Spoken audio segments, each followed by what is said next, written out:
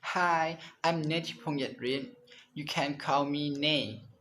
My study ID is 641031207. I am studying Faculty of Education in Biology. Today, I'm going to talk about above the rails, the floating future of trains. Let's go. The first question is, what is the article about? The article about magnetic levitation or maglev. And the second question is, what is the main idea of the article? The main idea of the article is magnetic levitation or maglev. Technology has been around for decades, but is in commercial use in only a few locations.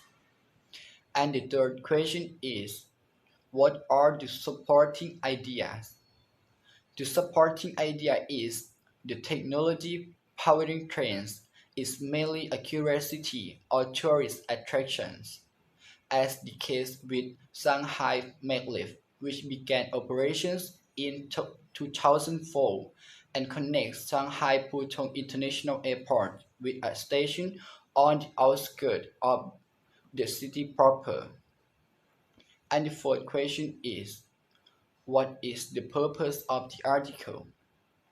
The purpose of the article is to tell by the end of 2020, both maglev trains and hyperloops could be options for countries and cities.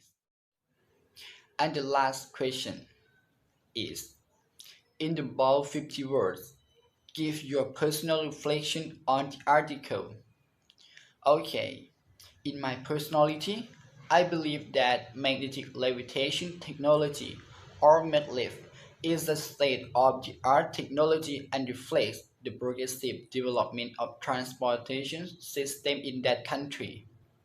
Traveling using magnetic levitation or maglev technology is a good choice because it saves time, save on travel expense, and include travel safety as well.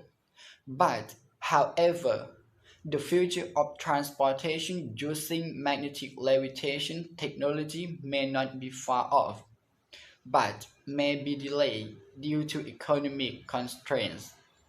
Thank you.